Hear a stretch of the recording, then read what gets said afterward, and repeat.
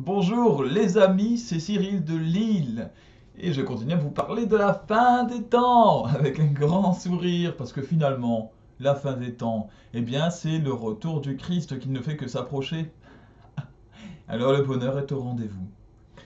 Bien, la pornographie, de manière plus large, la prostitution, qu'est-ce que c'est? Eh bien la prostitution, bibliquement parlant, ça recoupe plusieurs aspects différents de la vie. Il y a, au fur et à mesure du temps, le développement d'une forme de prostitution, qu'elle soit concrète, une prostitution directe, ou alors une prostitution spirituelle. Alors, il y a la prostitution réelle qui ne fait qu'augmenter, et alors dans notre époque, elle est extrêmement répandue, bien plus qu'avant, si bien par exemple que il y a de la prostitution, beaucoup de prostitution chez les étudiants. C'est devenu quelque chose d'assez, alors courant, peut-être pas courant, mais qu'on trouve assez souvent, de plus en plus souvent. C'est quelque chose qui se banalise. La pornographie en tant que telle, bien sûr, très facilement trouvable sur Internet aujourd'hui.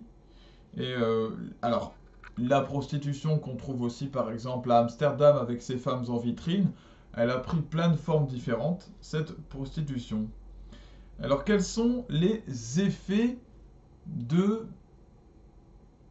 le développement de cette prostitution, de cette pornographie sur Terre? Eh bien d'abord, le dévoiement des relations sexuelles. Qu'est-ce que ça veut dire les dévoiements? Ça veut dire que les relations sexuelles perdent en dignité, perdent en respectabilité. Voilà. Eh bien là, elles baissent de niveau. Voilà.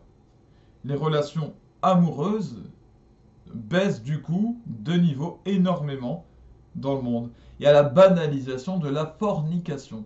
Qu'est-ce que la fornication? Eh bien, c'est le fait d'avoir des relations sexuelles hors mariage.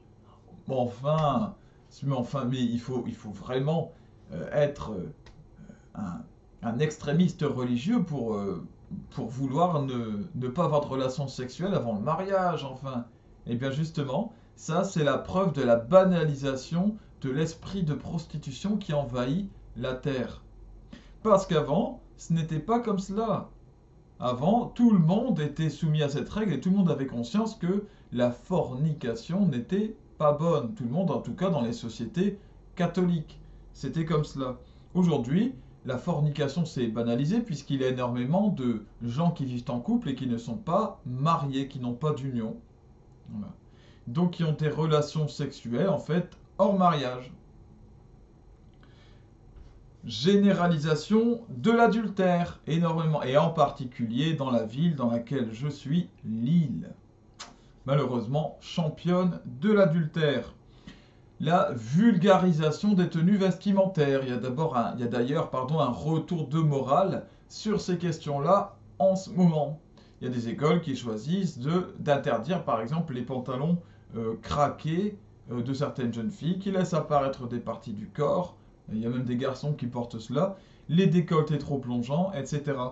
Il faut avoir conscience à ce propos que les, les tenues à la mode de pas mal de jeunes gens aujourd'hui correspondent aux tenues des prostituées dans les années 50. Lorsque vous regardez Madonna, Lady Gaga, etc., elles sont habillées comme les dernières des prostituées. Voilà ce dont il faut avoir conscience, c'est très important. Il y a des personnes qui nous sont montrées comme des icônes, des idoles, et qui sont en fait des symboles de prostituées, qui sont habillées en tant que telles, voilà, et qui donc nous donnent ce message. Il n'y a pas que Madonna, Lady Gaga, Rihanna, bien sûr, mais elles sont quand même les principales figures de ce mouvement. Il y a une disparition de la pudeur. Alors évidemment, c'est devenu ringard la pudeur aujourd'hui. Oh, montrer son corps à tout va, sans aucune chasteté, eh bien c'est devenu normal. Mais quelles sont les conséquences de cela? Parce que certains vont dire, oh Cyril, c'est un vieux jeu, un ringard. C'est pour ça qu'il défend ce genre de choses. Mais il y a des conséquences qui sont mauvaises pour l'homme, à ne pas respecter la dignité humaine. D'abord, la perte de la joie de vivre. C'est quelque chose qui est très commun. Combien de personnes aujourd'hui sont sous antidépresseurs, anxiolytiques, ont des problèmes psychiatriques, psychiques, la dépression, la déprime, qui a énormément, qui pullule, qui a pris beaucoup de place. La souffrance par le manque d'estime, vécue pour soi-même, les gens qui ne s'estiment pas eux-mêmes, qui n'ont pas d'estime, quand on s'habille n'importe comment, on n'a plus d'amour propre, de dignité propre. On devient une espèce de bout de viande, une espèce de morceau de boucherie qui se montre. Ou alors, souffrance par le manque d'amour, le manque d'estime reçu des autres. Là, ce qu'on peut voir aussi dans la pornographie. Mais tous ceux qui vont regarder les images de pornographie, il y a d'ailleurs des comportements de dépendance qui sont très graves à ce propos-là. Eh bien, c'est aussi participer à cela, c'est participer à ce dénigrement en réalité du corps de la personne, c'est ne pas respecter son intimité et sa pudeur. Aujourd'hui, l'intimité de la personne, la pudeur sont dévoilées au grand nombre. Voilà ce que c'est que la pornographie. De manière générale, en fait, c'est tout simplement la chute de la dignité humaine, une grande œuvre de Satan, le diable, qui piège toute l'humanité, qui s'en fait un petit plaisir comme ça, qui se nettoie, qui se tape les mains, qui est très content de faire cela.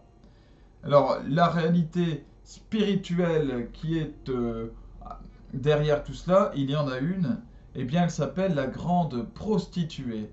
La grande prostituée de Babylone dont on parle dans la Bible. Voilà. Eh bien, cette grande prostituée, il est dit qu'elle va s'étendre sur terre. Elle est l'inverse de la Vierge Marie. Elle est, si vous voulez, l'équivalent de l'Antichrist pour le Christ. Eh bien, il y a la grande prostituée inverse de la Vierge Marie. La Vierge Marie qui est chaste, qui est pure, qui est vierge, évidemment. Eh bien, son antithèse, c'est cette grande prostituée qui s'est banalisée sur terre et dont les mauvais effets, les conséquences sont désastreux pour les couples, pour l'amour-propre, pour la procréation, pour l'éducation des jeunes gens, pour la propreté, la chasteté intellectuelle, la pureté intérieure, pour tout. Voilà. Que le Seigneur vous bénisse. Bénisse tous vos proches, protège vos enfants de ces fléaux que sont la prostitution, la pornographie, et qu'il vous permette vous-même d'en être protégés, que ceux qui en sont dépendants n'aient pas de honte à en parler ou à chercher du soutien, c'est normal, car ce sont là des péchés, certes, mais nous sommes tous pécheurs et nous pouvons tous entrer dans ce genre de dépendance, ce genre de vice. Alors il ne faut pas hésiter à demander de l'aide, c'est très important. Chacun peut s'en sortir, c'est normal, il ne faut pas en avoir honte. Alors j'espère que vous saurez tirer bon profit de cette vidéo. À bientôt et que Dieu vous bénisse par son Fils Jésus-Christ.